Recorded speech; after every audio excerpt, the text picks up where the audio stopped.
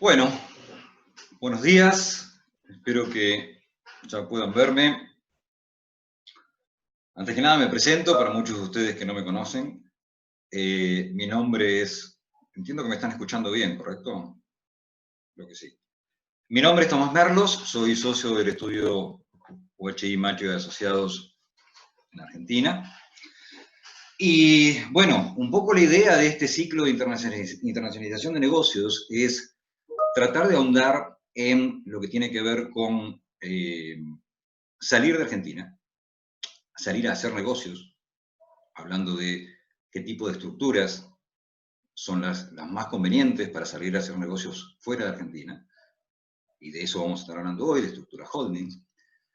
¿Qué tipo de incentivos hay en otros países, como por ejemplo Uruguay, que tiene ciertas particularidades con respecto a desarrollo de software? De eso también vamos a estar hablando hoy. Y el tercer lugar, y estos son de nuevo los tres temas que se van a tratar tanto con relación a Uruguay, como con relación a España, como con relación a Estados Unidos. En tercer lugar, un tema que está bastante en boga, parece ser últimamente, no sé por qué, la verdad que no se entiende por qué, que es el tema de residencia fiscal. Y por supuesto, hablando de residencia fiscal en el exterior, vamos a empezar con esta que está tan famosa últimamente, que es la de Uruguay. ¿Okay? En este punto vamos a tratar de entender un poquito cómo es esto que sale en todos los diarios, de cómo funciona, de cuántos días, de qué inversión, de cómo hago, y cómo es realmente la cosa, más allá de lo que sale en los diarios. Para esto, hemos invitado a esta charla a nuestros colegas de UHY Uruguay, ¿okay? La firma Hugo Guba y Asociados. Ellos nos van a estar explicando con mucho detalle lo que necesitemos saber. Y del lado de Argentina, porque bueno, si nos subimos al barco, también tenemos que soltar amarras. Y para soltar amarras va a estar Gabriela, socia de nuestro estudio también en Argentina, para explicarnos un poquito cómo hacemos para decirle a la FIP, bueno, me voy. ¿Okay?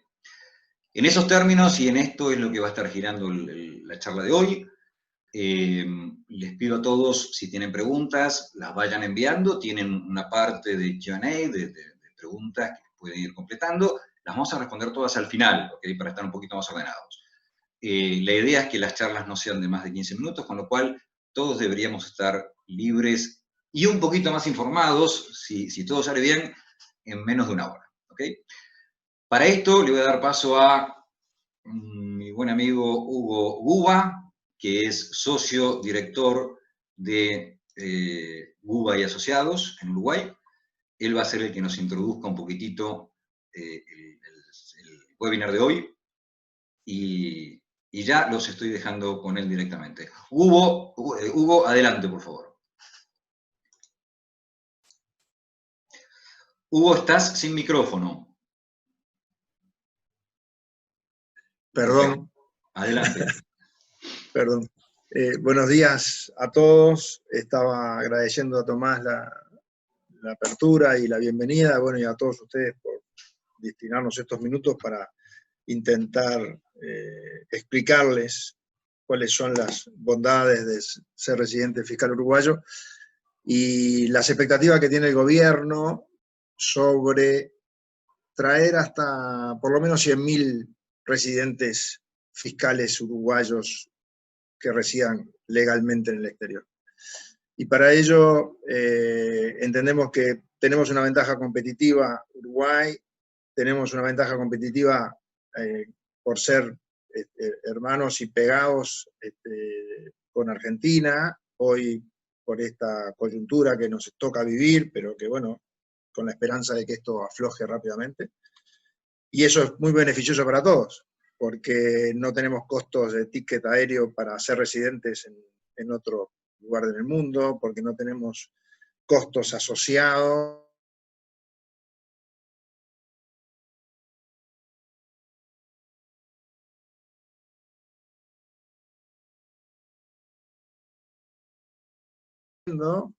Hay muchos tickets para la venta de compañías uruguayas, y de ellas tenemos varias, y bueno, conjuntamente con lo que es la ley de software que hoy se puede, y a partir del COVID todos aprendimos a trabajar a distancia y podemos trabajar abajo de un cocotero sin problema ninguno.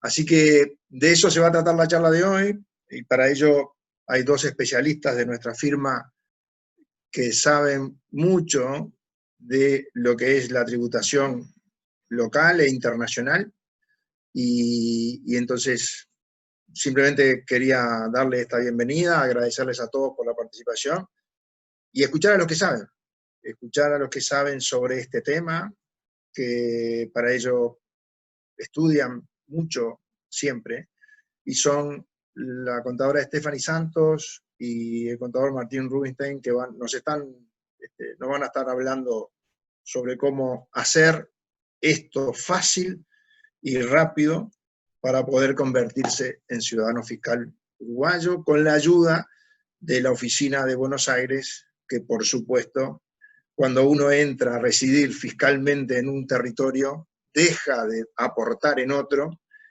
y no es fácil soltar amarras, como decía Tomás. Así que los dejo con Stephanie Santos, que nos va a ilustrar sobre este tema. Gracias por estar a todos. Buenos días para todos. Es un placer poder compartir este webinar con ustedes. Bueno, en lo que me toca vamos a estar hablando de lo que es la residencia fiscal en Uruguay. Voy a tratar de compartir una presentación para hacer más gráficos. Ahí, espero que se vea. Y vamos a comenzar hablando de residencia fiscal en Uruguay. Porque, como hablábamos recién, está en auge este tema, y en particular porque se han dado recientes modificaciones en nuestra normativa que flexibilizan de alguna manera las condiciones para adquirir la residencia fiscal en Uruguay. Básicamente, estas condiciones están dadas en lo que tiene que ver con las inversiones, que lo vamos a estar ampliando ahora cuando veamos estas condiciones para obtener la residencia fiscal. Otro tema, asimismo, existe hoy en día un proyecto de ley que fue remitido por el Poder Ejecutivo, que establece un tax holiday, que es un periodo ventana por el cual los extranjeros que adquieran la calidad de residentes fiscales no van a tributar por los rendimientos que obtengan del exterior en nuestro país. Vamos a comenzar ahí la presentación con cómo obtener la residencia fiscal en Uruguay. ¿Cuáles son las condiciones que una persona debe cumplir para obtener y ser residente fiscal? Una persona física es residente fiscal en Uruguay cuando cumpla cualquiera de las siguientes condiciones. Se pueden dar cualquiera de estas hipótesis, que la vamos a estar explicando cada una, pero quiero que se queden con que son estas 4 básicamente. Primero que nada es la condición de la permanencia de los 183 días en territorio uruguayo. La segunda condición es que radique en nuestro territorio el núcleo principal o la base de sus actividades. La tercera condición son los intereses vitales. Y la cuarta condición, que es donde se dan, donde se dio últimamente estas modificaciones a nuestra normativa, son los intereses económicos. Si hablamos de la primera condición, decimos que de alguna manera es la condición, el criterio más objetivo para obtener la residencia fiscal en Uruguay, que es la permanencia de los 183 días durante el año civil en nuestro territorio. Es decir, es el criterio más objetivo porque, bueno, es el más fácil de poder acreditar, ¿no? Se comprueba mediante las entradas y salidas en territorio, un certificado emitido por Migración, y lo que establece es la presencia efectiva en territorio nacional. Y cuando hablamos de presencia efectiva, este cómputo de los 183 días, la normativa establece que se pueden computar las ausencias esporádicas, entendiéndose como un periodo que no exceda los 30 días corridos. Este tema es muy importante y hay que tener en cuenta que estas ausencias esporádicas no son permanencias esporádicas. Esto es muy importante. La segunda condición es que radique en nuestro territorio el núcleo principal o la base de sus actividades, que esto es cuando se genere en nuestro país rentas de mayor volumen que en cualquier otro país. Y esto se da como una especie de comparación país por país, esto es importante, no es Uruguay versus el resto del mundo, sino que se hace una comparación país por país, y tiene que ser en Uruguay la generación mayor de estas rentas. Y estas rentas no pueden ser exclusivamente rentas de capital, rentas puras de capital. Cuando hablamos de estas rentas nos referimos a arrendamientos, a intereses por colocaciones, por préstamos en el exterior, dividendos por acciones o regalías. La tercera condición son los intereses vitales. Es cuando residan habitualmente en el Uruguay el cónyuge y los hijos menores a cargo. Bueno, esto es, también la norma establece que no tiene que haber separación legal y que tiene que haber patria potestad. En definitiva, estas son tres condiciones, ya vimos la permanencia, vimos la base de las actividades y vimos los intereses vitales. La cuarta condición son los intereses económicos, y acá, como dijimos al inicio, es donde se dan esta flexibilización en las condiciones, que está vinculado a las inversiones, tanto en inmuebles como en empresas. Lo que hizo la normativa fue disminuir el monto exigido para poder realizar estas inversiones y adquirir la residencia de una manera más fácil, si se quiere, ¿no? Estas hipótesis ya existían desde el 2016, lo que hizo la norma, como venimos diciendo, es bajar este monto. ¿Qué sucedía en el 2010? ¿Qué sucede? Porque siguen existiendo estas hipótesis. Las inversiones requeridas en inmuebles son por un valor mayor a 15 millones de UI, un monto aproximadamente en dólares de 1.600.000 dólares, o una inversión directa o indirecta en empresas por un valor mayor a 45 millones de UI, que son aproximadamente 4.800.000 dólares. Esto es para empresas que comprendan actividades o proyectos declarados de interés nacional en el marco de la Ley de Inversiones. Estas hipótesis ya existían desde el 2016. ¿Cuáles son las modificaciones, las nuevas hipótesis? A partir de junio 2020, hace unos días nomás, se emitió este nuevo decreto que lo que establece es que las inversiones en inmuebles puedan ser por un valor de 370.000 dólares aproximadamente, y requieren una presencia física efectiva en el territorio uruguayo de al menos 60 días. Estas inversiones también deben ser realizadas a partir del 1 de julio de este año. Otra manera es invertir directa o indirectamente en empresas cuyo valor sea mayor a 15 millones de UI, que estamos hablando aproximadamente de 1.600.000 dólares. También realizadas a partir del 1 de julio, y que tengan la condición de que generen al menos 15 puestos de trabajo en relación de dependencia a tiempo completo y durante el año civil, y además la normativa agrega de que no estén vinculados estos aumentos, esta generación de empleo no esté vinculada a la disminución de empleo en empresas vinculadas. Entonces, hasta aquí lo que podemos ver son estas modificaciones que se dan en los intereses económicos. Entonces hasta acá ya vimos las 4 condiciones para obtener y adquirir la residencia fiscal: la permanencia, la base o el núcleo principal, la base de las actividades o núcleo principal, los intereses vitales y los intereses económicos. ¿Cuál es esta nueva, digamos, hablábamos de este proyecto de ley? Este proyecto de ley que es presentado y que está siendo analizado hoy en día, tiene que ver, decíamos, con la vacación fiscal, tax holiday, periodo ventana. Hoy en día en nuestra normativa existe La idea es poder ampliar este periodo de ventana para que todos aquellos extranjeros que adquieran la calidad de residente fiscal no tributen por los rendimientos de capital que se obtienen del exterior. Al día de hoy, esta opción existe y está. Por el año se puede ejercer, por el año que se adquiera la calidad de residente fiscal y durante los 5 años siguientes.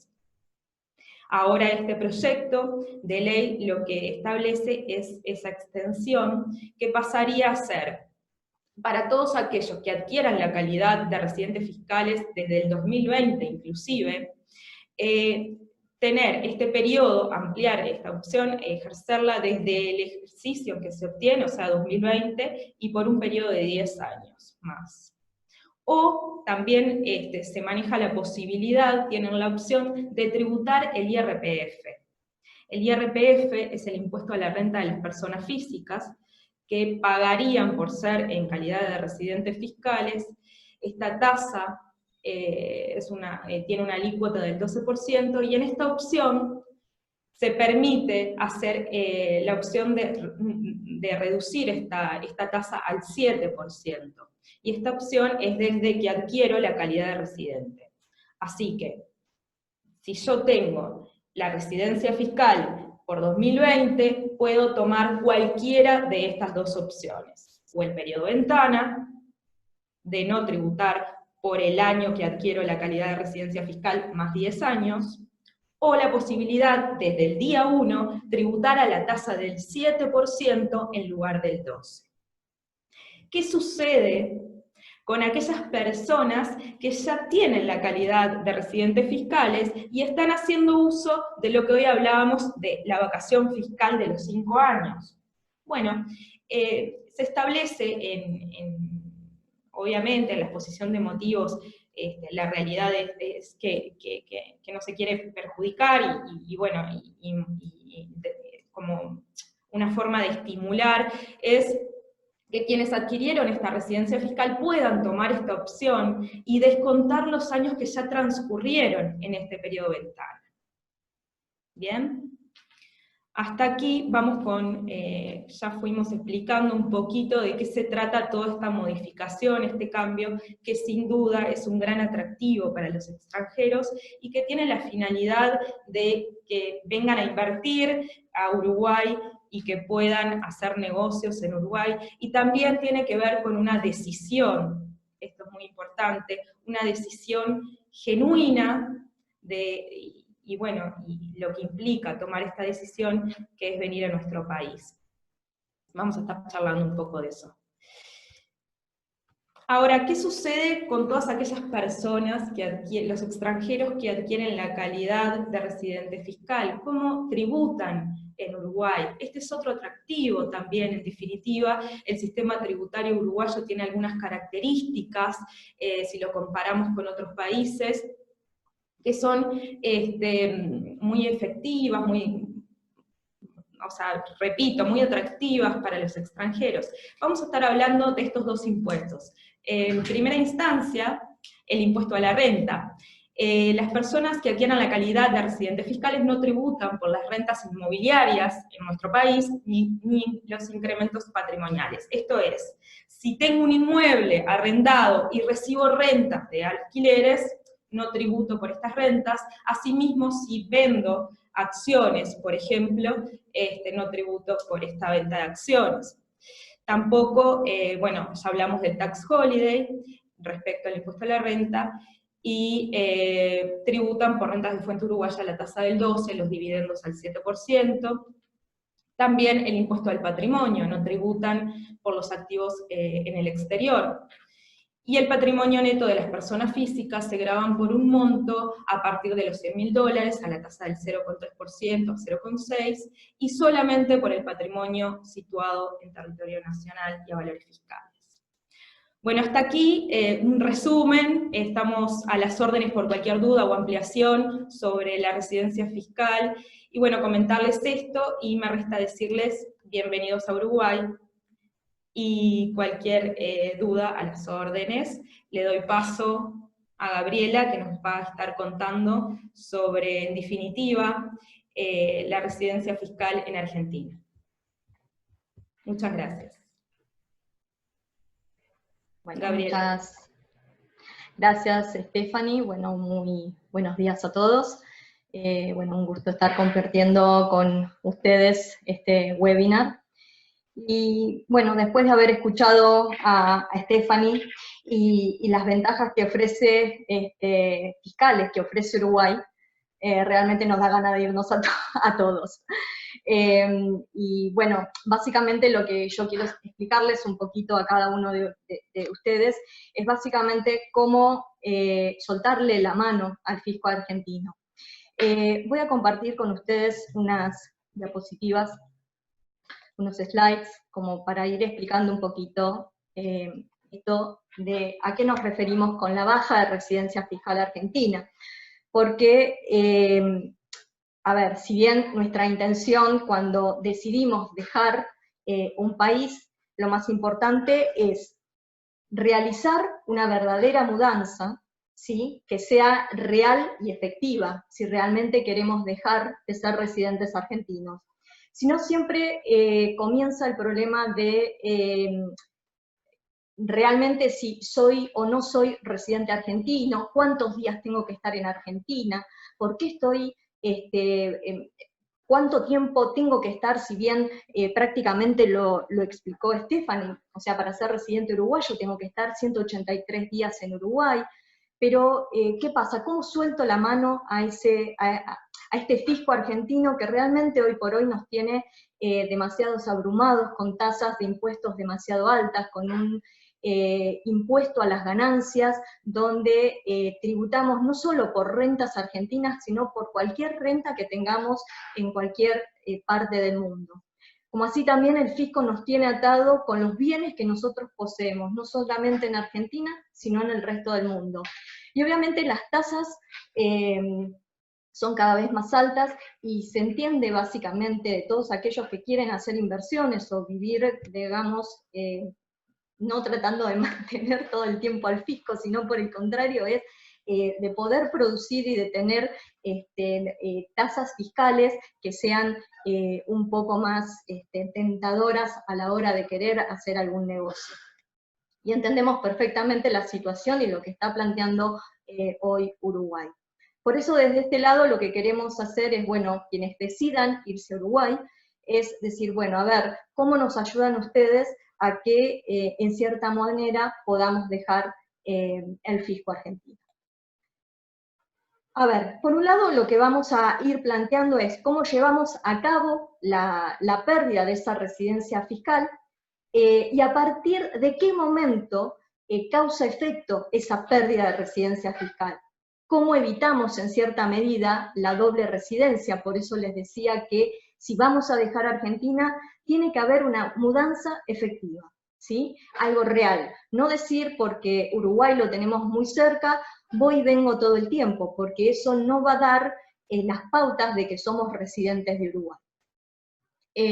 Otra manera es cómo le acreditamos al fisco esa pérdida de residencia fiscal, y a partir de que perdemos nosotros nuestra residencia fiscal argentina, ¿qué tributo seguimos o vamos a seguir pagando en Argentina?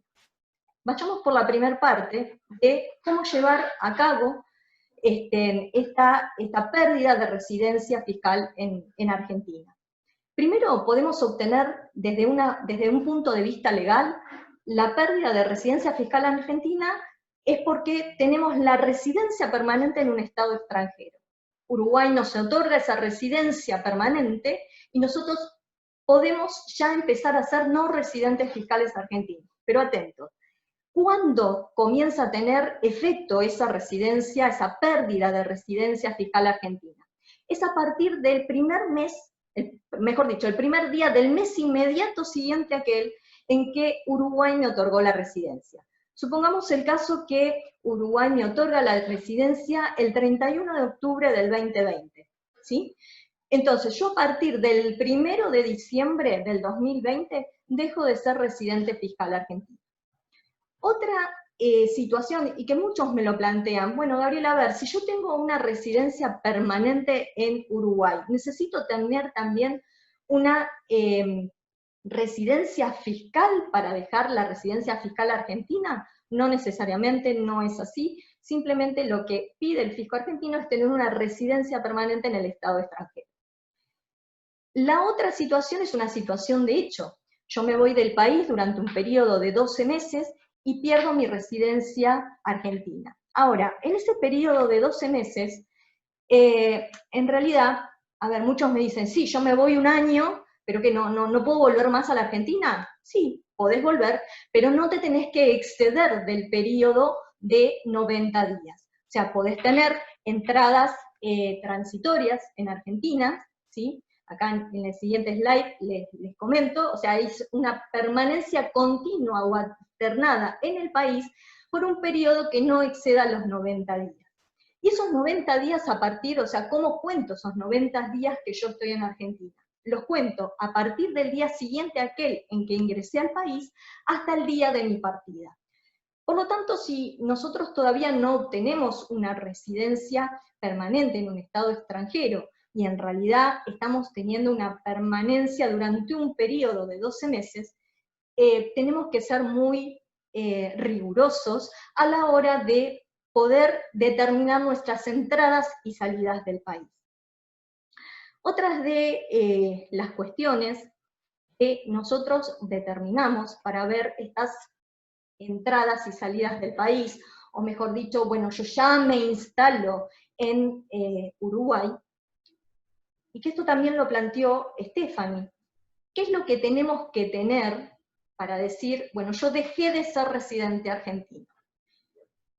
Tengo que plantear que mi vivienda, mi lugar donde voy a residir va a estar en Uruguay.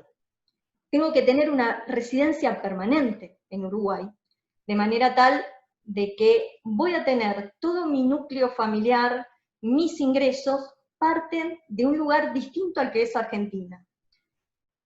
¿Qué pasa si nosotros, nuestro centro de interés vital, o sea, nuestro grupo familiar se encuentra en Uruguay? Pero resulta ser que nuestros ingresos, nuestra mayor cantidad de ingresos se encuentra en Argentina y en Uruguay hasta el momento no tenemos ningún tipo de ingresos, por así decirlo. Entonces ahí empiezan a existir las controversias entre el fisco uruguayo y el fisco argentino, porque el fisco argentino va a seguir diciendo, señor, discúlpeme, usted sigue siendo residente argentino. Entonces tenemos que ser muy cuidadosas a la hora de que tomemos esa decisión de irnos. Otras de las cuestiones que tenemos que tener en cuenta es tratar de desprendernos de todos aquellos activos que nos queden en Argentina. Si tenemos autos, si tenemos lanchas, si tenemos motos, desprendernos de esos bienes, ¿sí? Otras de las cuestiones también es renunciar, y muchos dicen como que es algo como que nos liga demasiado a Argentina, es tenerlo en la medicina prepaga. Deberíamos cerrar nuestras cuentas bancarias en Argentina, dar de baja las tarjetas de crédito. Digamos, son todos indicios que el fisco, a la hora de determinar si sos residente o no argentino, porque vos podés tener la residencia permanente en Uruguay, pero el fisco argentino te nota ciertas cuestiones que hacen dudar tu residencia y tu permanencia en el exterior. Entonces hay que ser muy cuidadosos en esto, ir trabajándolo y planificando esta cuestión de decir, bueno, a la hora si me voy a beneficiar impositivamente, que no sea un dolor de cabeza, donde en definitiva después terminamos tributando en dos lugares, en Uruguay y en Argentina. Ahora bien, ¿cómo llegamos a acreditar esa pérdida de residencia? Una cuestión es, a ver, si yo todavía no me ausenté del país, ¿cómo le digo al fisco, señores, yo me voy de Argentina? Yo ya obtuve mi certificado, mi residencia en Uruguay. Entonces, de esa manera, acreditar la baja en AFIP es presentar ese certificado de residencia permanente emitido por el fisco, por Uruguay, mejor dicho, por Migraciones por Uruguay, y a su vez, y esto es importante, a su vez demostrarle al fisco que yo no tengo deudas fiscales, que he presentado todas mis declaraciones juradas, ya sea de ganancias, bienes personales, o sea, que no debo nada al fisco, y de esa manera el fisco evaluará el fisco tiene la potestad de realizar una verificación por todos los periodos no prescriptos, con los cuales el fisco puede darles la baja tranquilamente porque presentaron la documentación correspondiente, pero el fisco se encuentra con esa potestad de decir, bueno, a ver, verifiquemos a esta persona si ha cumplimentado con todo lo que tenía que cumplir para dejar de ser residente fiscal argentino. La otra situación es, ¿qué pasa si yo me fui del país y no hice ningún trámite? O sea, me fui del país, no hice ningún trámite, esto es muy común que pase, la gente se va y dice, no, yo me fui y la verdad que no hice nada en la FIP, ¿y ahora qué hago? ¿Cómo lo soluciono? Lo primero es cuando uno se ausenta del país, lo que tiene que hacer es acreditar esa pérdida de residencia en el consulado argentino del país en el que se encuentre. De esa manera, esa acreditación que se hace en el consulado es comunicada directamente al fisco argentino y se van a informar directamente las causales de las pérdidas de residencia. Bueno, básicamente aquí les quiero dar un simple esquema de lo que estábamos viendo de cómo se pierde esa residencia fiscal, gráficamente. En este primer línea de tiempo, por así decirlo, nosotros determinamos aquí dónde se pierde, o sea, perdemos el 31 de octubre, perdemos la residencia argentina, o sea, el fisco, el país Uruguay, nos da la residencia permanente en el exterior, y vemos acá rápidamente, si el 31 de octubre obtuvimos la baja como residentes argentinos y obtuvimos una residencia permanente en el Estado extranjero, el efecto tiene recién efecto a partir del 1 de diciembre del 2020. Y estaremos obligados a ingresarle al fisco argentino impuesto a las ganancias correspondientes al periodo fiscal que va entre el 1 de enero del 2020 hasta el 30 de noviembre del 2020. Y allí deberemos declarar todas nuestras rentas obtenidas dentro del país, como todas las rentas que hayamos obtenido en el resto del mundo. A partir del 1 de diciembre hasta el 31 de diciembre, que es el periodo fiscal que se declara, en ese margen, en esa brecha, si nosotros obtuvimos rentas en cualquier parte del mundo, ya no las estaremos declarando porque ya dejamos de ser residentes argentinos. Ahora, ¿qué pasa cuando nosotros perdemos esta residencia fiscal argentina? Nosotros ya dejamos de tributar impuesto a las ganancias de una manera, por así decirlo, declarando el impuesto anual y por todas las rentas. Vamos a declarar solamente por las rentas en Argentina. ¿Qué quiero decir con esto? Que si yo estoy en Uruguay, tengo mis proyectos en Uruguay, y resulta ser que cobro algún honorario de director por una empresa que tengo en Argentina, ese honorario de director va a estar sujeto a una retención, en lo que me convierte en ser un beneficiario del exterior. Me harán una retención en el impuesto a las ganancias. ¿Qué pasa con los bienes personales cuando ya dejé de ser un residente argentino? Cuando dejo de ser residente argentino, solamente voy a tributar por aquellos bienes que me hayan quedado en Argentina. Es decir, si a mí me quedó una casa que la tengo totalmente deshabitada, voy a pagar bienes personales por esa casa que tengo en Argentina, pero no voy a pagar absolutamente nada por lo que tenga en Uruguay, porque yo ya dejé de ser residente argentino. Hoy por hoy sabemos que estamos atados, los argentinos, a tributar por todo. Si tenemos algo en Uruguay, si tenemos en Argentina, si tenemos en China o donde sea, bueno, China mejor no, pero cualquier bien que tengamos en cualquier parte del mundo, bueno, nada, vamos a estar tributando bienes personales. Bueno, básicamente esto es rápidamente darles un pantallazo de cómo actuaríamos frente a esta baja de residencia fiscal en Argentina. Bueno, desde ya quedo abierta a cualquier consulta que quieran hacerme, allí encontrarán mi mail, y bueno, en cualquier situación en la que los podamos ayudar y trabajar en conjunto con UHI Uruguay, bueno, será un gusto para nosotros. Bueno, les dejo ahora, le paso el mando a Martín para que pueda explicarles las siguientes inversiones que se pueden hacer en Uruguay. Gracias. Bueno, buenos días a todos, ¿qué tal? Bueno, gracias Gaby, gracias Tomás por invitarnos a esta charla. A mí me tocó hablar de dos temas: estructuras holding en Uruguay y régimen de software, beneficios tributarios a la actividad de software.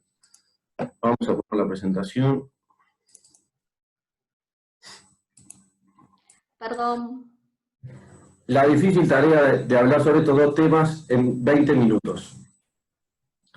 Bueno, para entrar en el tema holding, lo que tenemos que ver es una breve introducción al sistema tributario uruguayo. ¿Por qué? Porque no es que las sociedades holding tengan un régimen tributario beneficioso en Uruguay, sino que se benefician del propio sistema tributario uruguayo. Va a ser cortita, estamos lejos de los más de 160 impuestos que tiene Argentina, pero básicamente la característica más notoria que tiene el sistema tributario uruguayo es que aplica el criterio de fuente o territorialidad. ¿Qué quiere decir esto? Que está grabado por impuestos en Uruguay únicamente las actividades desarrolladas en el país, los bienes situados en el país y los derechos utilizados económicamente en el país. Todo esto se considera fuente uruguaya, va a estar grabado, y todo lo que sea en el exterior se va a considerar de fuente extranjera y no entra en el ámbito de aplicación de los impuestos en Uruguay. Esto es un poco lo que comentaba Stephanie, en contraposición a lo que ocurre en la mayor cantidad de países de la región y del mundo, incluido Argentina, que aplican el criterio de renta mundial, donde graban no solo las rentas o los bienes situados en el país, sino también todo lo que está en el exterior para sus residentes. Ha habido algunas perforaciones a este principio de fuente con el correr de los años, algunas excepciones que se han ido agregando, como el tema de los rendimientos de capital mobiliario del exterior para personas físicas, o algunos servicios técnicos también prestados desde el exterior, pero no vienen al caso mencionarlos demasiado. Y acá podemos ver los principales tributos que tenemos en Uruguay. Vamos a enfocarnos particularmente en las empresas y los accionistas, porque es lo que tiene que ver con el tema que nos ocupa hoy de la holding, pero digo, tampoco son demasiados como podrán ver. En el caso de las empresas, van a tributar el IRAE, que es el impuesto a la renta de las actividades económicas, o el equivalente al impuesto a las ganancias en Argentina, a una tasa del 25% sobre las rentas de fuente uruguaya. Van a tributar el impuesto al patrimonio, sobre el patrimonio ubicado en Uruguay, a una tasa del 1,5%, y en el caso de las sociedades anónimas está este impuesto al control de las sociedades anónimas, que es un impuesto fijo que se va actualizando anualmente, que ronda más o menos los $500 por año. Y en lo que tiene que ver con las personas físicas, accionistas de las empresas, lo que van a tributar en general es un impuesto a los dividendos del 7%, o sea, tanto personas físicas residentes, que aplica el IRPF, o personas físicas no residentes o jurídicas no residentes, que aplican el impuesto a la renta de no residentes. Eso como para tener un panorama general de qué impuestos tributan las empresas en Uruguay y cómo es el sistema tributario. Ahora sí, ya adentrándonos en el tema de las sociedades holding. Lo que vamos a ver para hacer una introducción a qué es una sociedad holding, y cómo vamos a ver cómo aplica esto que vimos recién de los impuestos a este tipo de sociedades. Básicamente un holding es esto que vemos en la pantalla, que es una sociedad que posee las acciones o participaciones de otras compañías. Es una forma de organizar o estructurar un grupo de sociedades para que su control esté centralizado en una sola entidad. Acá pusimos la sociedad holding porque es lo que estamos viendo en Uruguay, puede tener sociedades en Uruguay o todas sociedades en el exterior, digo, no tiene por qué estar en Uruguay tampoco. Entonces, las funciones y objetivos de esta sociedad, en definitiva, son principalmente tener las participaciones de otras empresas y básicamente la dirección y el control de las actividades desarrolladas por estas otras compañías. En ocasiones también prestan servicios a las sociedades del grupo, que en general son comunes a todas las sociedades, como ser servicios financieros o préstamos, servicios administrativos, contables, asesoramiento legal o fiscal o lo que sea. ¿Tá? De esta manera, la sociedad holding lo que hace es centralizar el control y la dirección de estas empresas, y las empresas controladas van a ser las que desarrollen las actividades comerciales, productivas o de servicios. ¿Tá? Entonces, los principales ingresos que va a tener la holding van a ser los dividendos que le distribuyan sus sociedades controladas. Entonces, ¿cómo tributan estos dividendos en Uruguay? Sea una sociedad local o una sociedad del exterior la que distribuya dividendos a la holding, esa primera distribución nunca va a estar grabada por impuesto a los dividendos, ¿tá? En Uruguay.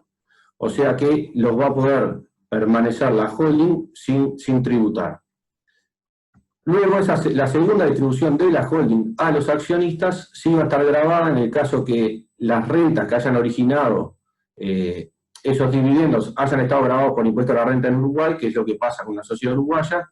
Va a aplicar la tasa del 7%, no así cuando los dividendos que distribuya hayan sido por rentas generadas en el exterior, por las sociedades controladas en el exterior.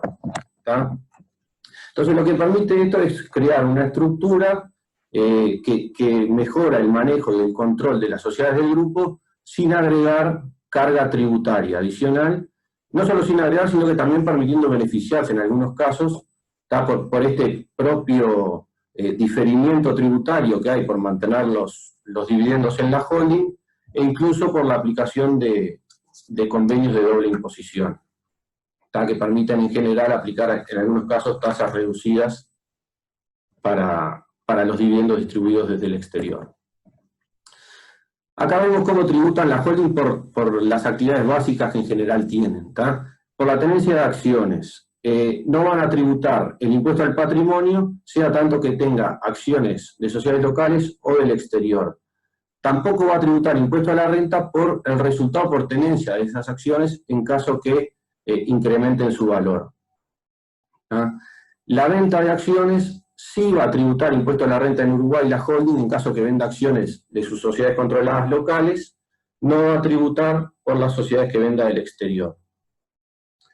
En el caso de préstamos e intereses ganados, que es una de las actividades que la holding en general hace, de dar préstamos a sus controladas, sí va a tributar en caso impuesto al patrimonio por ese activo que tenga al cierre del ejercicio, si el préstamo es a una sociedad local, no si es a una sociedad del exterior, y lo mismo con los intereses. Los intereses ganados van a tributar impuesto a la renta en Uruguay, si el préstamo es a una sociedad uruguaya, no van a tributar si el préstamo es a una sociedad del exterior.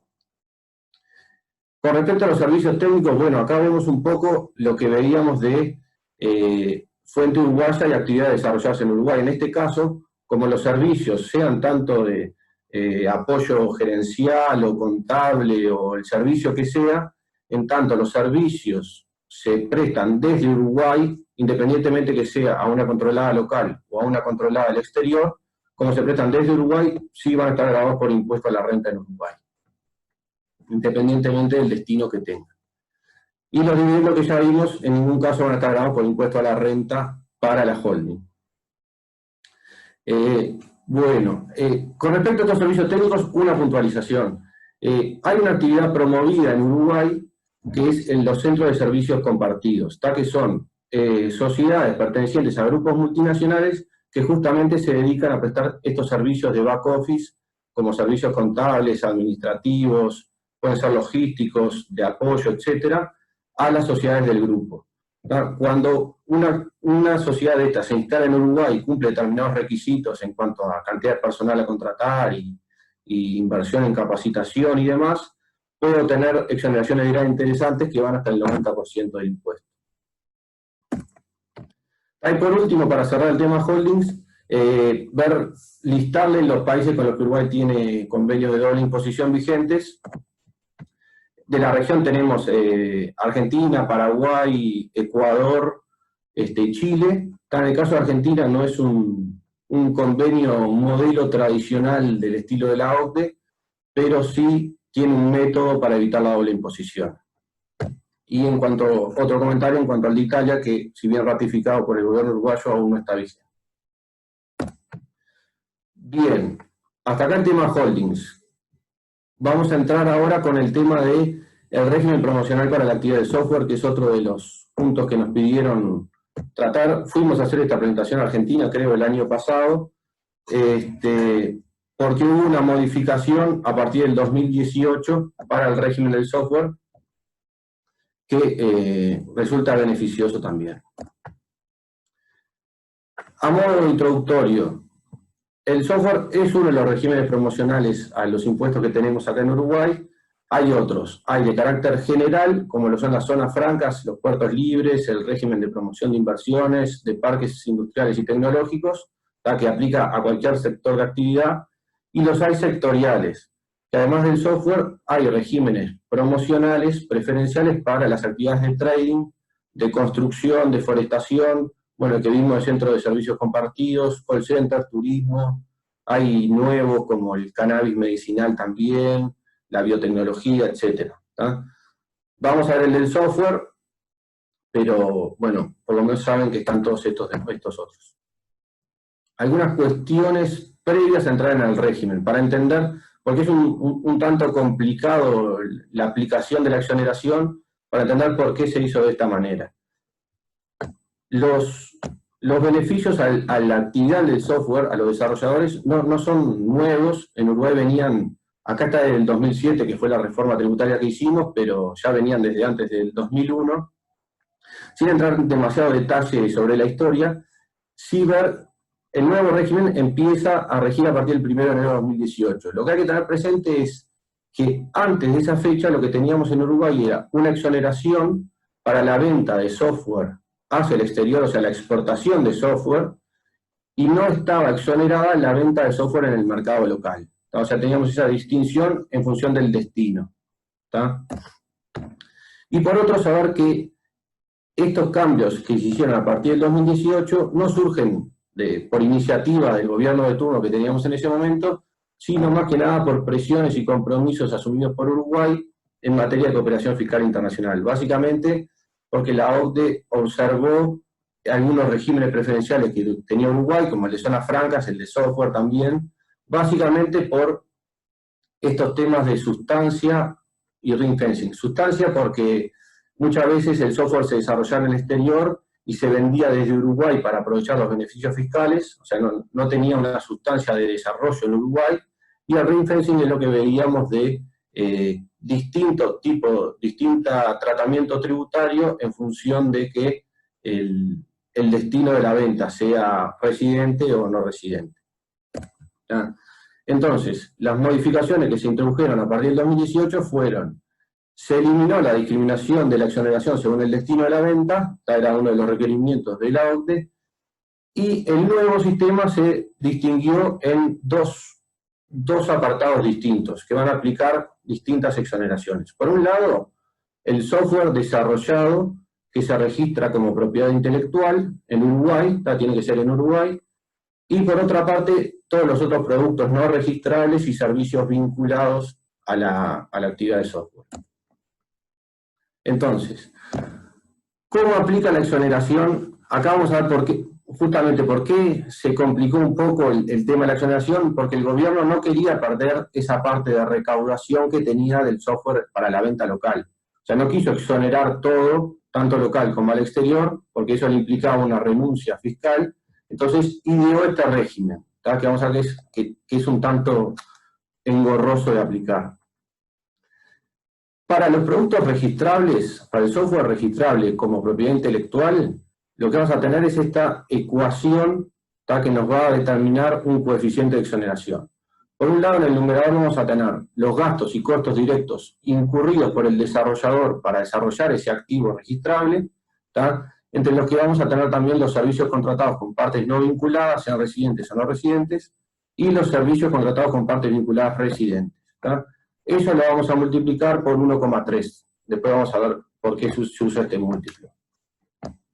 Por otra parte, en el denominador lo que vamos a tener son todos los mismos costos y gastos incurridos en el numerador, sin ese múltiplo del 30%, vamos a tener también las concesiones de uso, las licencias por derecho de propiedad intelectual, que sean necesarias para el desarrollo del software, y los servicios contratados con partes vinculadas no residentes. Entonces, lo que vamos a tener, el tema de las licencias en el denominador, por ejemplo, se usan porque, en general, para desarrollar un nuevo software, es necesario utilizar otros programas y hay que adquirir otras licencias para el desarrollo. Y el múltiplo del 30% en el numerador se usa justamente para compensar esos pequeños programas que hay que ir utilizando para el desarrollo del software. Por eso ese múltiplo del 30%. ¿Ya? Entonces, lo que vamos a tener es una ecuación con todos los gastos y costos incurridos desde el inicio del desarrollo del software hasta que el software se registra como propiedad intelectual. ¿Tá? O sea, que puede llevar un ejercicio, 2, 3 o los que sea necesario, no que esté limitado a un solo ejercicio. Durante todo ese desarrollo del software vamos a ir generando esos gastos y costos que vamos a aplicar a esta ecuación. Y lo que nos va a dar esto es un coeficiente de exoneración para cada activo registrado. O sea que vamos a tener, por ejemplo, esto nos da un 70%, vamos a tener un 70% de exoneración que vamos a aplicar a cada venta de ese software durante toda su vida. A toda su vida le va a acompañar ese porcentaje de exoneración.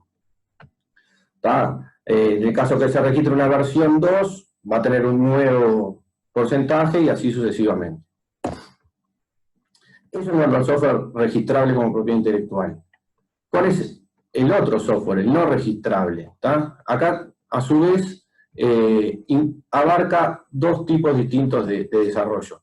Por un lado, el desarrollo de software para terceros no registrados por el desarrollador, y por otro lado, los servicios vinculados al software, sea que ese software fue desarrollado por el prestador del servicio o por terceros. No se exige que el propio prestador de estos servicios sea el que haya desarrollado el software. En este caso de los servicios vinculados, lo que la ley incluye es una lista taxativa, o sea que tiene que ser alguno de estos servicios que vemos en pantalla para poder aplicar la exoneración. En el caso del desarrollo para terceros no registrados, es una lista meramente ilustrativa, pero no taxativa. ¿Tá? Entre los servicios que se incluyen está la implementación en el cliente, la integración, el soporte técnico, el mantenimiento, el testing, el riesgo informático, de seguridad. En el caso de capacitación, ahí sí, lo que se exige es que el software está exonerado a la capacitación, pero siempre y cuando el prestador sea el que desarrolló el software.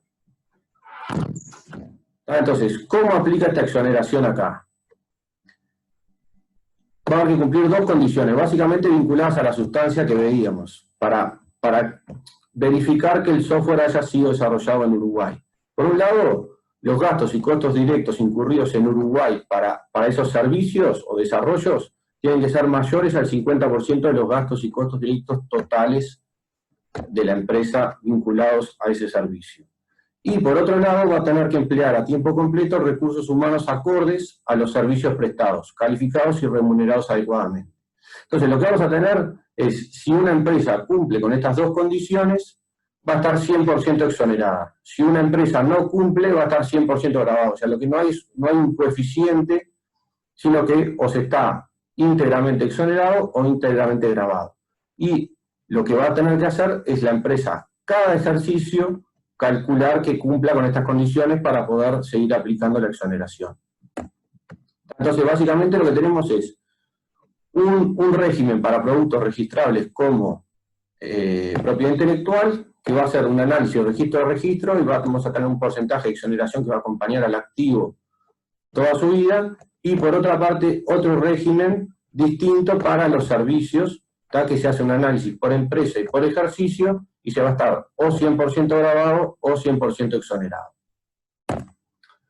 Para ir terminando, algunos requerimientos adicionales que exige la norma para poder aplicar estas exoneraciones. Es que aplica exclusivamente a cierto tipo de entidades. Sí aplica para sociedades anónimas y sociedades de responsabilidad limitada, también ahora se agregan las nuevas sociedades anónimas simplificadas, no aplica para unipersonales, sociedades de derecho y civiles. Por otra parte, se exige que anualmente la empresa presente una declaración jurada al EGI bastante detallada sobre el software desarrollado, los gastos y costos incurridos, el personal contratado y las rentas exoneradas, entre otras cosas. ¿Verdad? Para poder aplicar la exoneración hay que dejar constancia en la factura del porcentaje de exoneración en el caso de los productos registrados o del monto exonerado en el caso de servicios y software no registrado. Y por otra parte, se exige a la empresa que ingresen al régimen de facturación electrónica. Por último, esto no tuvo cambios en el 2018, pero sí vale la pena remarcar, es que la venta de software y servicios técnicos vinculados se van a considerar una exportación de servicios para el IVA y por lo tanto van a estar grabados por IVA tasa cero, siempre y cuando se presten desde Uruguay a personas del exterior para su aprovechamiento exclusivo en el exterior. ¿No? O sea que el software desarrollado desde Uruguay hacia el exterior tampoco va a estar grabado por IVA. Bien, hasta acá los dos regímenes que queríamos ver. 20 minutos exactos, así que bien. Voy a dar paso a Tomás para que vea algunas preguntas si quiere y algunas dudas que hayan quedado. Muchas gracias a todos. Gracias Martín, excelente la explicación. Les voy a pedir tanto a Stephanie como a Gabriela entonces que vuelvan a abrir sus cámaras. Vamos a tratar de responder las preguntas que estuvieron haciendo durante el webinar, ¿okay? Para ya finalizar. Una es, sonó mucho en los diarios en Argentina y todo esto, la hace Natalia Bani, y nos dice, me gustaría que aclaren la diferencia entre los 183 días de permanencia y la permanencia física efectiva de 60 días de la modificación. O sea, pasó de 183 a 60, Stephanie. Bien, a ver, nosotros explicábamos las condiciones para obtener esta residencia fiscal. En realidad las condiciones son excluyentes, o sea, si se da una condición, no necesariamente tengo que aplicar las otras condiciones. O es la permanencia de 183 días, o voy por intereses económicos y realizo, en este caso, la inversión en inmuebles, requiere la presencia física efectiva de los 60 días. Ok. Otra pregunta que hace Martín es, si compro un inmueble en Uruguay mayor a $370.000, ¿cuánto tiempo llevan los trámites para tener mi certificado de residencia fiscal uruguayo? Bueno, la residencia fiscal en Uruguay se tramita por cada uno de los años civiles que quiero obtener la calidad de residente fiscal. Más o menos está demorando, se tramita al finalizar el año civil y más o menos está demorando unos 2 meses aproximadamente. Para esta nueva modificación hay que presentar, digamos, verificar la compra del inmueble mediante escribano público, supongo, y bueno, básicamente después de terminado el 2020, en enero, febrero, se puede obtener más o menos 2 meses la residencia fiscal. Ok, y dentro del mismo tema, algo que preguntaba Gerardo es, a los efectos de los $370.000, ¿puede ser distribuida en varios inmuebles de menor valor? Bueno, aquí entiendo que sí, la norma no fija ninguna limitación al respecto, simplemente habla de inversiones en inmuebles, el valor de los $370.000 aproximadamente, así que entendemos que sí. Ok. Gabriela, si tengo renta, pregunta Gerardo también, si tengo rentas en Argentina, ejemplo, alquileres, el inquilino me tiene que transferir el dinero a Uruguay y me tiene que retener ganancias, o puedo cobrar localmente un apoderado o representante legal en Argentina. En este caso, Bueno, ¿quién me tiene que retener? ¿Quién haría la retención? Bueno, a ver, en el caso, veamos el caso de inmuebles que se dedican de casa a habitación. Ahí es muy difícil que haga retención en el impuesto a las ganancias una persona inscripta, porque una persona física, perdón, si yo tengo una casa y me la alquila un residente del exterior, por ahí no estoy inscrita en ningún impuesto y eso me obligaría a tener que inscribirme para depositar la renta. Por lo general, eso lo que lo haría sería un responsable sustituto, cobraría la renta, haría la retención en la fuente, o sea, retención impuesto a las ganancias, y ahí directamente transferiría los fondos al sujeto que está en el exterior. O sea, depositar en una cuenta en Argentina, como bien yo les había comentado, lo ideal es no dejar ningún tipo de cuenta bancaria abierta en Argentina. Muchos dirán, bueno, pero yo tengo una renta en Argentina. La verdad que la opción es no. Lo ideal sería que esta persona les transfiera al exterior, y muchas veces cuando se hace esta transferencia al exterior es el mismo banco que hace la retención para el sujeto del exterior. Con lo cual tampoco sería necesario que fuese un responsable sustituto que actuara en este caso. Ok, y en el mismo tema, Gabriela, Alejandro pregunta, ¿qué responsabilidad tiene el responsable sustituto por mis impuestos? Bueno, el responsable sustituto es una figura en Argentina en la cual está obligado a ingresar los impuestos de este no residente. Cuando nosotros nos damos la baja fiscal en Argentina, siempre y cuando tengamos o bien rentas, o más que nada que lo pide la misma ley de impuesto a los bienes personales, si nosotros nos quedan bienes en Argentina, el que está obligado a, mejor dicho, si nosotros dejamos, se los explico de otra manera porque si no me van a entender, si nosotros en realidad dejamos Argentina y tenemos algún inmueble en Argentina, los inmuebles en Argentina van a tributar impuesto a los bienes personales. Entonces, si yo no estoy en el país, yo no puedo ingresar el impuesto, no tengo manera de hacer una declaración jurada. Entonces, el fisco me obliga a que nombremos una figura que se llama responsable sustituto, y ese responsable sustituto va a ser el obligado, ¿sí?, a presentar mi declaración jurada y a pagar el impuesto. No, eso no quiere decir que ese responsable sustituto tenga que él pagar el impuesto, o sea, el impuesto se lo vamos a tener que dar nosotros, tomá, paga el impuesto. Pero ante la figura, frente al fisco, es el obligado a ingresar el impuesto. Y si hay una inspección, hay una fiscalización, como hablé anteriormente, por este periodo que el fisco puede fiscalizar, aunque yo me haya ido del país, van a ir a solicitarle a este responsable sustituto que responda por esta persona que está en el exterior. Obviamente que la obligación es del tercero que está en el exterior, pero yo tengo obligación de responder al fisco frente a este tercero, en el cual yo estoy nombrado en la AFIP como responsable sustituto, soy la única figura que puedo ir ante la AFIP y decir, soy responsable sustituto de tal persona, vengo, presento sus impuestos, o sea, es como un... No es que estoy obligado sí o sí a pagar, porque no es sobre mi bolsillo que voy a pagar, pero sí o sí tengo la responsabilidad fiscal ante la AFIP de presentarme y responder frente a este tercero, y al cual yo acepté ese cargo.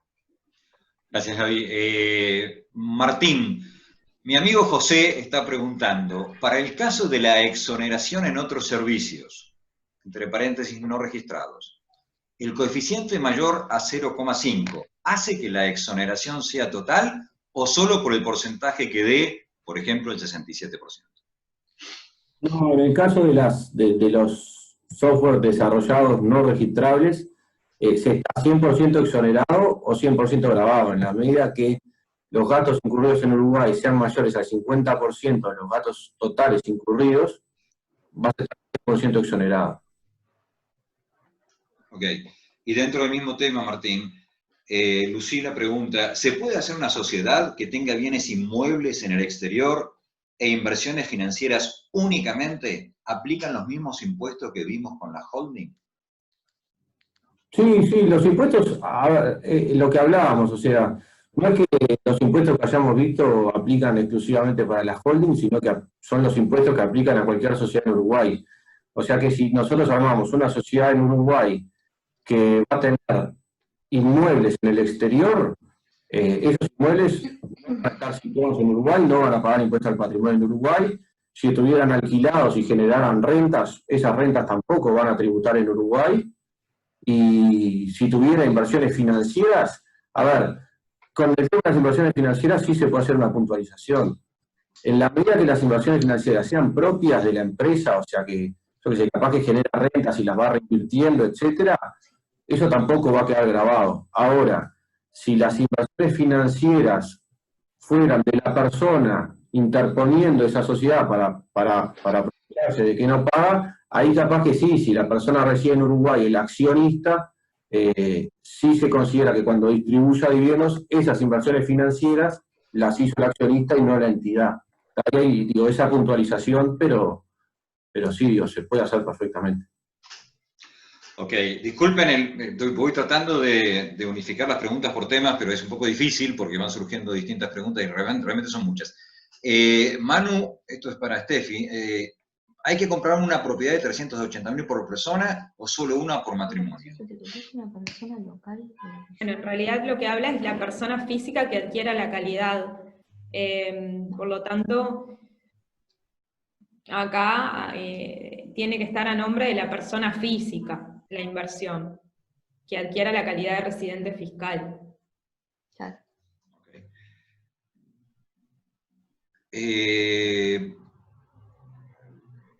¿Cómo son, Lucila pregunta, ¿cómo son las leyes de herencia en Uruguay? ¿Qué impuesto aplica, si es que hay alguno? No hay un impuesto a las herencias en Uruguay, es algo que se ha estado sobre el tapete en algunos casos de algunos políticos que sí quieren imponer un impuesto a la herencia en Uruguay, por ahora no se ha dado, por suerte.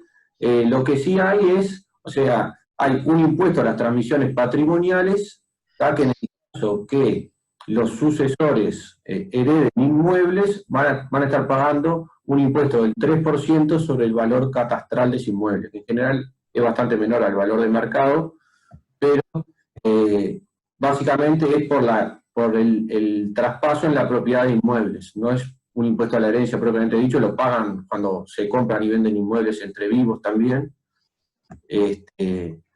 pero digo, ya te digo, después cualquier otro tipo de bienes que se hereden no hay un impuesto. Okay, con respecto a los valores, acá Fernando pregunta, agradecería aclarar si el valor de los inmuebles que se ha mencionado es el precio de mercado o el valor de catastro. Siempre hablamos del valor, bueno, es una pregunta recurrente, hablamos siempre de valores fiscales, ¿no? Entonces siempre, bueno, a valores fiscales es todo un tema, porque generalmente son menores a los valores de mercado que se manejan. Entonces, bueno, siempre estamos hablando de valores fiscales, actualizados por la unidad indexada, o bueno, pero siempre a valores fiscales y no a valores de mercado. Entonces hay que verlo caso a caso, ¿no? Particularmente. Ok. Gaby, Julio pregunta, ¿cómo se demuestra la liberación de la residencia fiscal en el exterior? ¿Hay que conseguir algún certificado de la FIP? No, en realidad, a ver, la liberación es para Argentina, si vos estás dejando la residencia argentina. O sea, acá lo que tenés que dejar es la residencia fiscal argentina. Si otro país te da la residencia, lo que tenés que obtener es la residencia migratoria. Por eso, una vez que vos sos residente, por eso no entendí bien la pregunta. Si pero vos me da la dejás impresión que la pregunta de Julio es, ¿cómo se demuestra la liberación? Es decir, si hay algún tipo de formulario o algo que te indique que ya no sos más residente fiscal argentino. Interpreto que va por ahí la pregunta. como que si hay un formulario, mostrando la baja de los impuestos en Argentina. Sí, hay un formulario y tenés el formulario de tu responsable sustituto.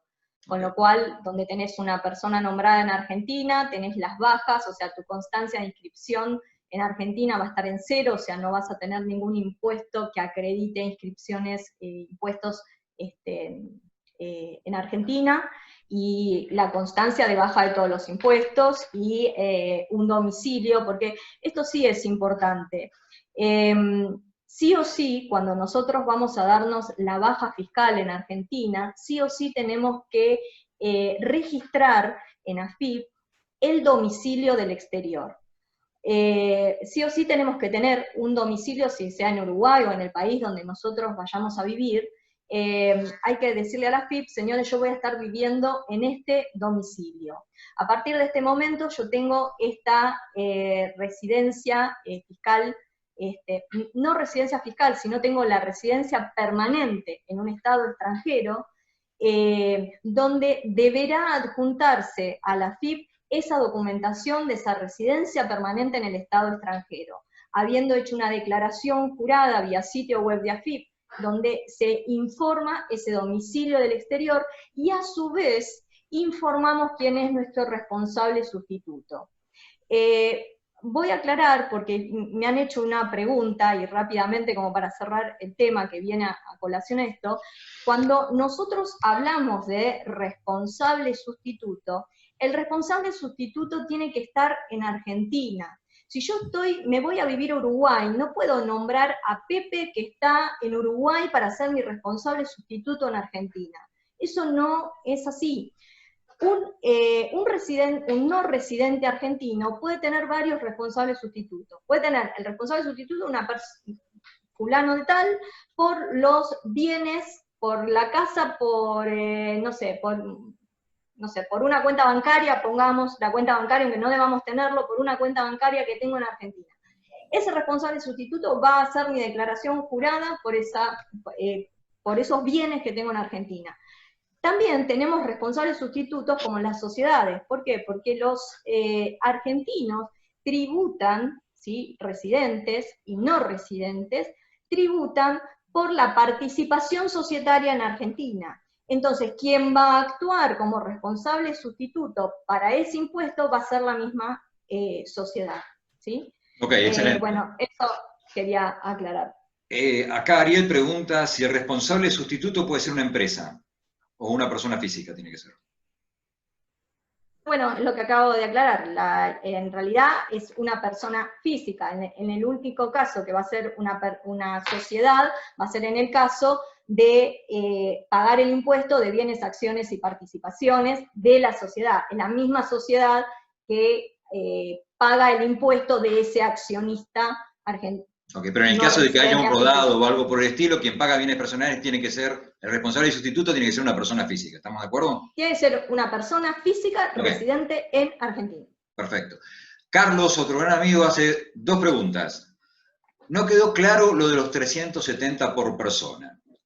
Si la persona que invierte esos 370 traslada a toda su familia a Uruguay, ¿la familia hereda esa condición, especialmente por el cónyuge? A ver, acá tenemos que ver caso a caso y las particularidades del caso. Entiendo que acá puede existir, si muda la familia al Uruguay, de repente puede darse la condición de intereses vitales.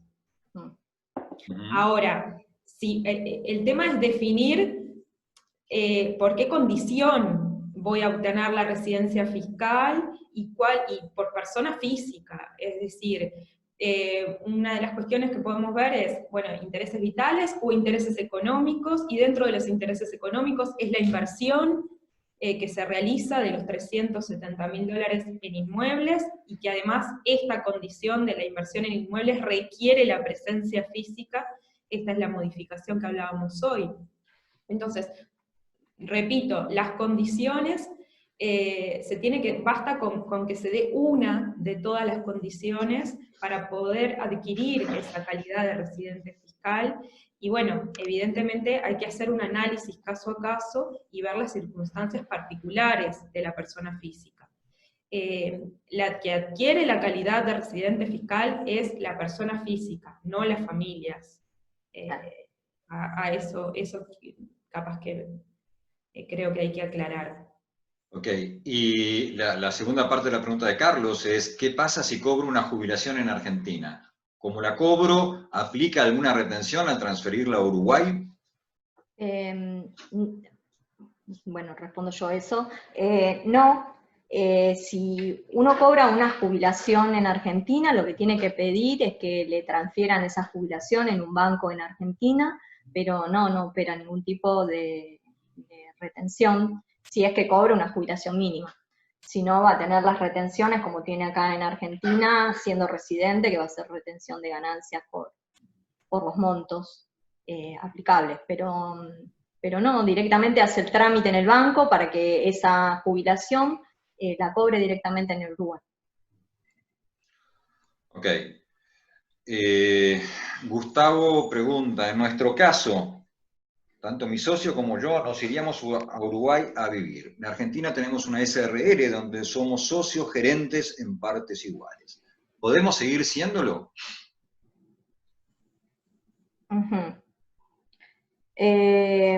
A ver, si eso va a ser su única renta, o sea, si ellos se van a Uruguay y no van a tener, o sea, el ingreso más importante va a ser el de Argentina, obviamente que ahí el fisco no les va a soltar la mano y van a decir que son residentes fiscales, van a seguir siendo residentes fiscales argentinos.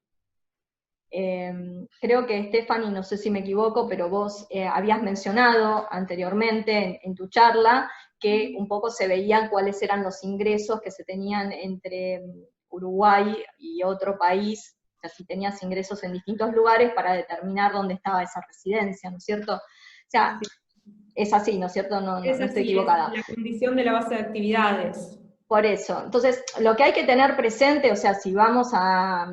Eso básicamente está pautado en el caso de empresas que son unipersonales, donde si soy el único socio de una sociedad y me voy de Argentina, la verdad que esa sociedad tengo que poner a otra persona y salir yo de esa sociedad, porque si no, siempre voy a tener, o sea, como explicaba anteriormente, vos te vas a Uruguay, se va tu familia, tenés tu casa habitación en Uruguay, pero tu renta, tu principal fuente de ingresos está en Argentina, entonces el fisco no te va a soltar la mano, no importa que vos tengas una residencia migratoria en Uruguay.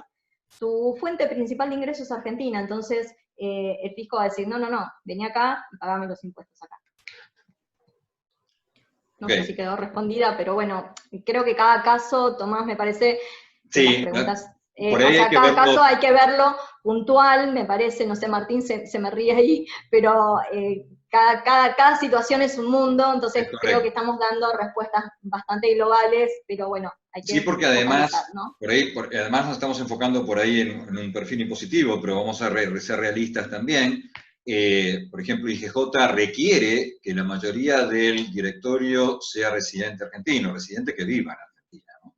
Entonces, sí. Si es una sociedad por acciones, si son todos afuera, van a tener que nombrar a alguien, digamos, ese tipo de cosas también hay que verlas, ¿no? Ok. Gabriela, de nuevo, hay alguien acá que pregunta, Fernando pregunta, me voy a Uruguay, obtengo la residencia fiscal, y después vendo una propiedad que tengo en Argentina. Sí. ¿Qué pasa en Argentina?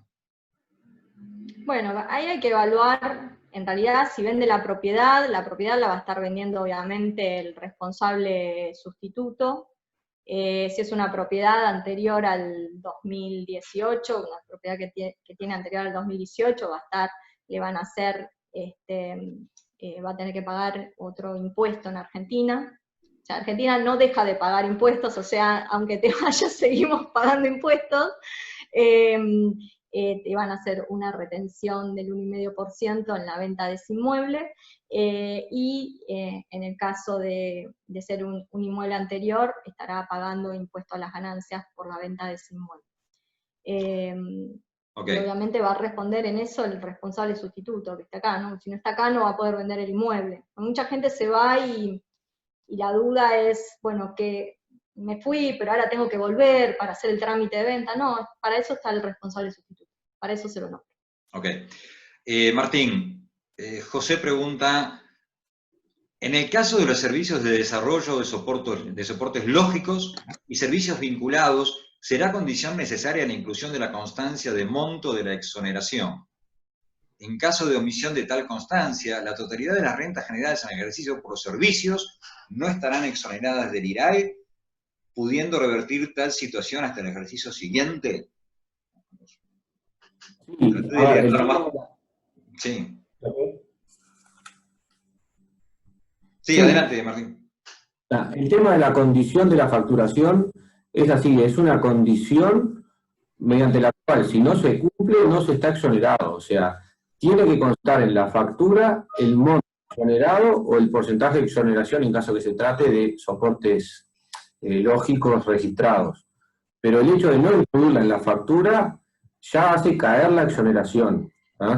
Y digo, ahí no es que se puede aplicar después y se puede corregir, se puede anular la factura. Lo que pasa es que ya también uno está en facturación electrónica, entonces la facturación directamente a DGI.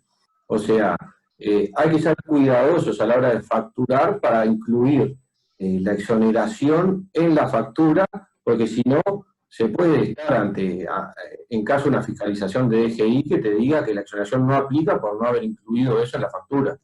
Por más que se cumplan todas las otras condiciones, ¿no? Okay. Sí, es importante, sí. Ok, vamos a hacer 2 preguntas más y listo. La verdad que son muchas las preguntas, pero bueno, van a tener, de hecho tienen los mails nuestros ahí, van a tener canales de comunicación como para que podamos responderles.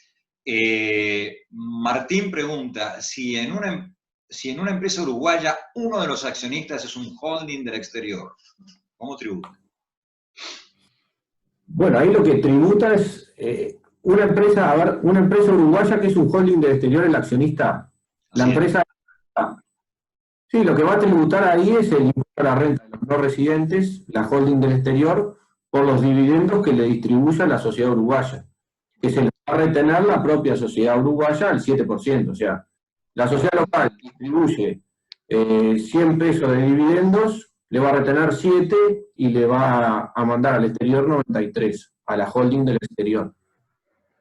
Eso tributa como si fuera persona física y persona jurídica del exterior, siendo accionistas, tributan el mismo impuesto que es el impuesto a la renta de no residentes, y en el caso de los dividendos es el 7.